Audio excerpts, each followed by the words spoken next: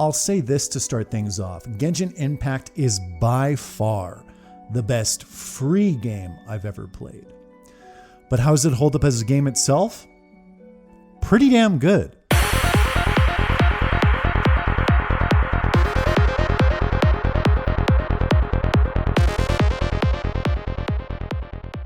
And just a quick note before I start the review, I played this game 100% of the way free to play. I didn't spend a single penny on this game, so that's the perspective this review is gonna go by a free to play perspective.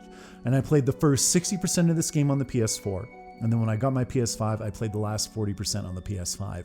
And all the footage in this review will be from PS5 capture. And in addition to the base game being reviewed, this review also includes content from the 1.1 patch. Like with a lot of games, the first thing you're gonna notice with Genshin Impact is its graphics. And obviously they're friggin' beautiful. They're colorful. I love the cell shading that they use in this game. You know, I love the anime aesthetic for its characters. And that, combined with its huge open world to explore, creates one of the game's biggest strengths, and this is a world that we're only seeing part of at this point. You know, the game world is going to expand many times over as the months and years go on, and I can't wait to explore the new countries and territories that we're soon going to be able to go to. And when you're exploring the first country you're introduced to in the game, Mondstadt, you know, it's very pleasing to the eye. It's a pleasure to traverse, but at the same time, I kind of got that feeling I've been there, done that.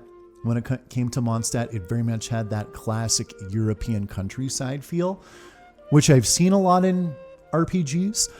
But when you get to the second country, you know, the Chinese-themed Liyue, and you round that first bend and Liyue opens before you and you're able to behold its expansive wonder for the first time, it was one of those holy fuck moments for me.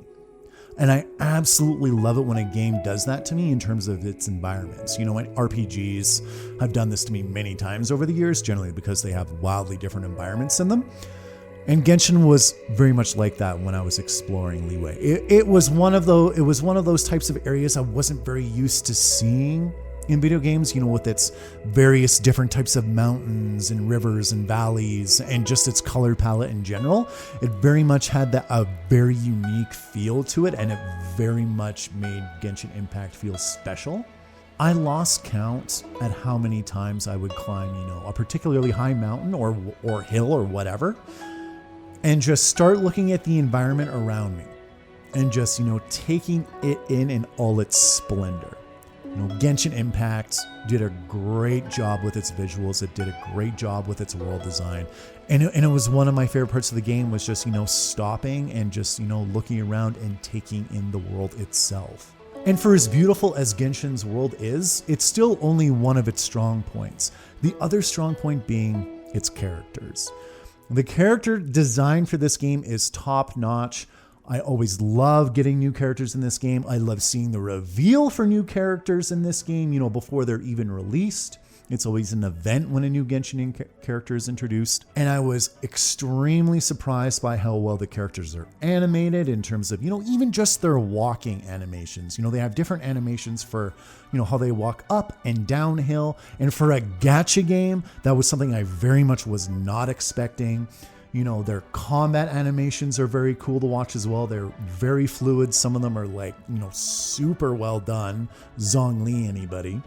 And because of the quality of this game, it has changed my perspective on what a gacha game could be. You know, if more gacha games go this route and go the AAA quality, you know, I will be much more interested in playing more gacha games in the future.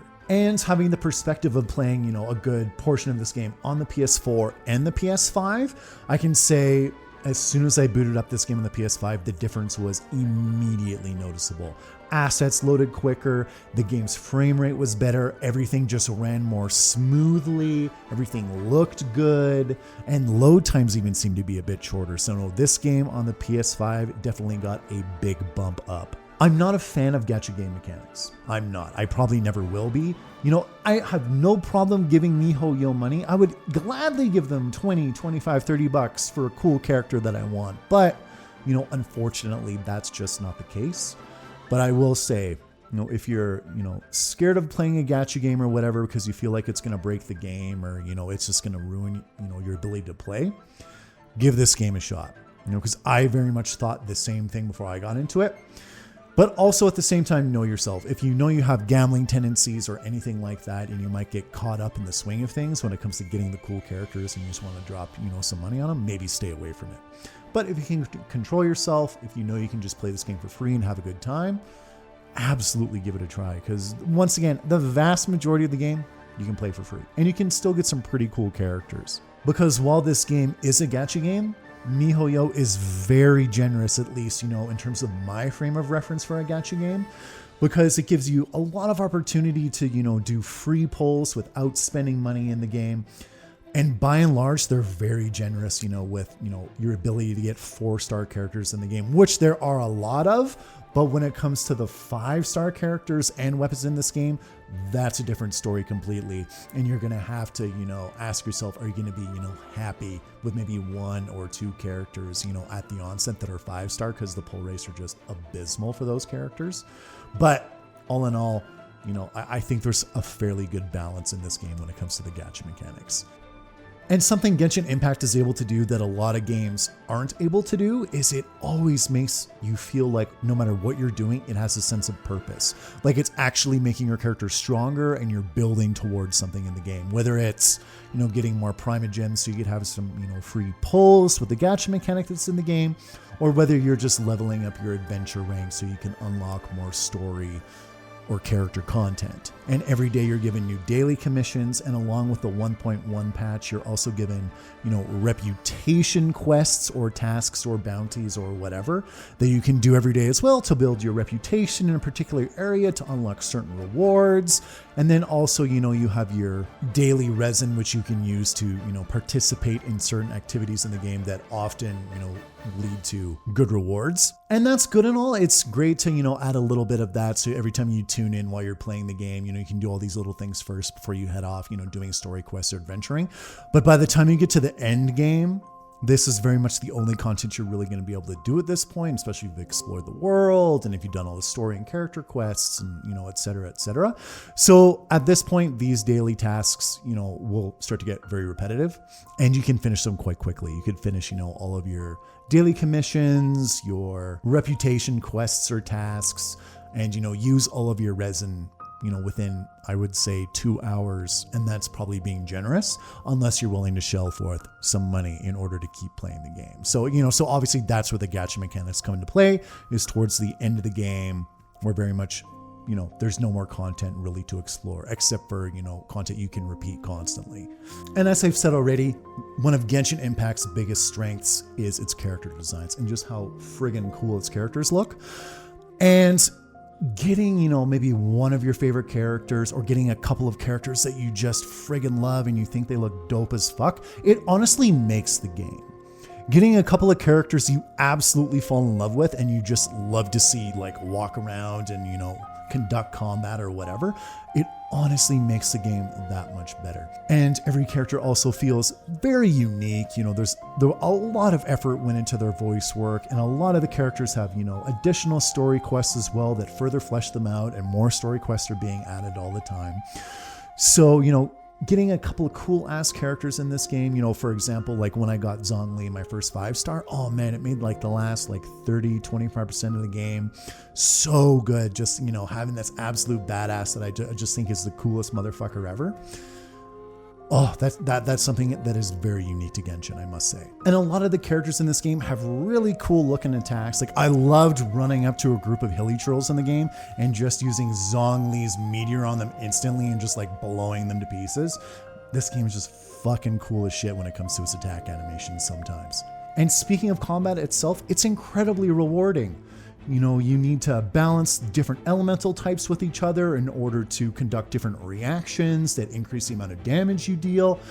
And once you get the hang of that and you get a certain ebb and flow going on, like a bit of a dance with the different elements you can do, it becomes incredibly satisfying initiating all these different elemental reactions in combat, just like freely flipping characters in and out of battle. It's very satisfying once you get the hang of it. But one thing in terms of combat that took a little while to get going was just a variety of enemy types. Obviously, when you start a new RPG, you're going to be a little bit limited in terms of the enemies you've encountered or whatever. But in Genshin, it very much seemed to go on for, quite a bit while longer. Maybe it's the way I played the game, but I very much found I was fighting the same things over and over again quite a bit. And it took a little while for the game to start introducing new enemy types. But once it did, it provided some variety to combat and it made it a bit more fun and interesting.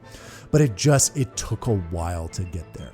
But if you get bored of combat, there's the open world to explore. And there's always something to find in it, whether it's hunting for chests, finding little puzzles to solve, or just collecting raw materials. And fast travel in this game is very quick. You can go from one location to the other without, a lot of load times occurring. Especially on the PS5, fast travel seemed to be quite a bit improved. And another thing I really liked about Genshin Impact was the fact you could increase the world's level.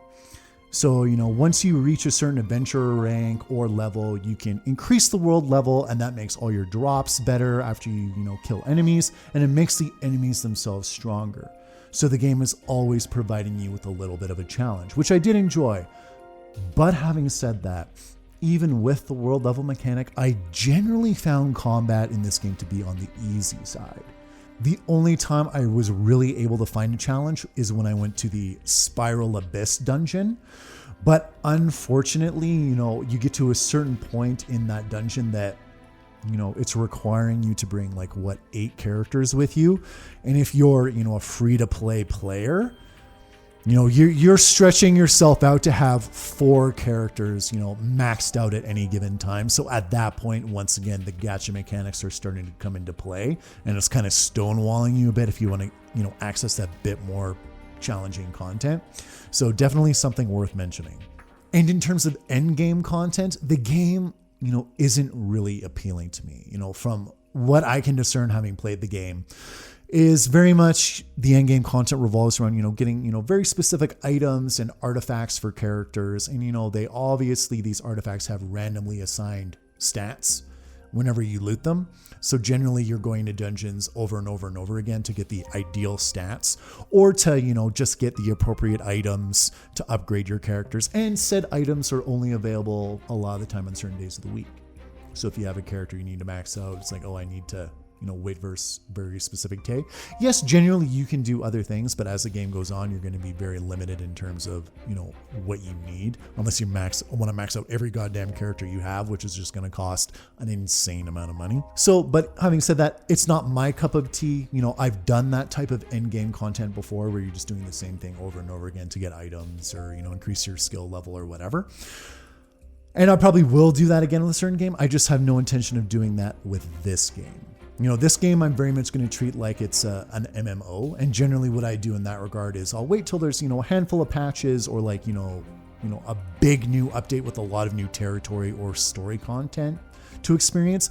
And then I'll dive back into it. So that's very much what I feel like I'll do with Genshin. I'll wait till there's, quite an accumulation of new content and then dive right back in. And speaking of new territories and story content, the story in Genshin Impact is very okay, I will say. It can be good when it gets going.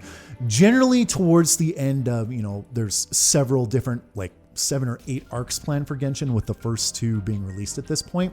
When you get to the end of, each arc, generally things are, picking up quite a bit and it's becoming more interesting. But up until that point, it's yes, it can't be all go all the time. I know that, there needs to be build up. But a lot of the build up to these, these big set pieces at the end of arcs, generally it's really slow. It's a lot of, fetch quests and, doing little menial tasks or whatever. And it just, wasn't hitting me the right way. But that's not to say there aren't good story beats. They do happen towards the end of the arcs, like I said. And actually, I've been enjoying the character story quests quite a bit. Some of them are actually really quite good, give me a bit of the feels. Ventis is one in particular that I was, extremely impressed by. So there is good story content. It's just the problem with big open world games like this. It's really hard to to tell a cohesive, well-paced story when you can just go wherever and do whatever you want at any time. So I very much almost try and save a whole bunch of story content so I can experience all at once, so it has a bit of flow to it and I'm a little bit more invested in it. But it's very hard to pull off for an open world game, like very difficult. Not many of them do it. And Genshin very much is kind of in that same vein, but it kind of makes up for it with the fact that it has, a lot of really good world building so far. And I'm very excited to see, where they go with it. There's a lot of books you can collect and you'll read the lore on. I'm still reading through them. I kind of just go on the wiki and I'm reading through all the different books on my phone just because there's so many of them. But no, I am very much pleased with the world Genshin Impact is creating with its world building, and it introduces a lot of mysteries as well, very intriguing that I'm very curious to see resolved. So, having said that, there are certain things about the story that I do find appealing. It's just, it suffers a lot of the same consequences that open world games do when they try and tell a plot. And the one thing that I was painfully aware of was, all the 5-star characters, or a lot of the 5-star characters, are characters that are front and center in the game's main plot, that you get to know very well through the game's main story. And those are all the characters locked behind, essentially the gambling mechanics. So I'm just like, oh, like you're dirty. Like, you get these characters that you actually get us to care about and we get screen time with. But very rarely are they 4-star, they're all 5. So the chances of us getting to play as all these characters we're getting somewhat invested in is incredibly slim. And you essentially have to, come to terms with that fact, which I was able to do, but it just kind of sucks. Another big win for Genshin though is its audio, its soundtrack, and its voice acting. Its voice acting, holy crap, once again, for a gacha game, wasn't expecting much. Voice actors did an excellent job, especially, I did English voice acting the entire game. I was very pleased with everybody's voice. Zhongli, like, damn man, he sounds fucking cool. And then, for a bunch of other characters, I tried their Chinese and their Japanese VAs as well, and they all sounded really good. So excellent job. And then the other thing this game does really well is just its friggin' soundtrack. So once again, Mondstadt, I was very kind of like, not bad. But as soon as you get to Liyue and all of a sudden you're starting to get that Chinese music, I guess maybe I'm not very used to hearing it in video games, but I was just super impressed and I just loved hearing the tunes when I was touring that country. So I'm very curious to see what all the new countries to be introduced, what their soundtracks will be like, because I was generally very impressed. But one thing I did notice about, character dialogue in this game, and I feel like this might be a bug with the 1.1 patch because it didn't happen until the last 40% of the game or so, is people will be talking in story cutscenes and they'll be speaking, then all of a sudden the audio will cut out. So all of a sudden they just stop talking and they're halfway through a sentence. And it happened like 5 or 6 times. So definitely broke the immersion in that regard. But, it didn't happen enough where I'm just like, oh, this game's a piece of garbage. It was just, something that would break that immersion once in a while. So yeah, it definitely, once again, worth mentioning. And I hope it's something that they are working on because it's something I've never seen before in a game. So, something they probably should look into. So all in all, Genshin Impact's expansive open world, colorful graphics, excellent character designs, good music, great voice acting, along with, new mysteries to be solved and decent world building. It's going to keep me coming back to the game over and over again. I'm very much invested enough in this game to, see all the new characters that are introduced and to, solve the world's mysteries and to see the new lands and to explore them to their fullest. That's what's going to keep me coming back for sure. But one of the best things about this game that I need to mention, and it's not even in the game itself, it's just the excitement that MiHoYo is able to build around the game, especially when it comes to the release of new characters. They are just able to hype up new characters for that game incredibly well. It makes everyone excited. They make them all look really cool. They put a lot of investment into them. And there's an obvious reason why, because obviously that's where a lot of their money is going to come from, because people want to get these cool characters. But they got to make their money somehow, I guess. And even saying that, you got to admit they do a good fucking job with it. They do a good fucking job getting you excited for their characters. And, for new areas of the world to be revealed and explored. And I honestly can't wait to follow them into the future to see what this game can become. All in all, I would obviously recommend this game. It's got cool fucking characters, a beautiful open world to explore, and a lot of things to do before you inevitably hit that paywall at the very end. And for myself personally, the stuff that's, behind that paywall, by and large, I don't really care about anyway. Like all the cool content that I want to play, like exploring the world and, getting cool characters and whatever, is free. And I've just kind of accepted, well, I'm not going to get every single character just because of the pull rates. And a lot of people who spend money aren't either. So, think about that before you decide anything. And I'm very happy that I didn't let my bias get in the way of playing this game. So if you have any bias against gacha games, maybe think twice about it. But if you know you have a gambling issue, don't play this game because it will tempt you like a motherfucker, because I was tempted. So anyway, thanks for joining me for this game break, guys. Talk to you later.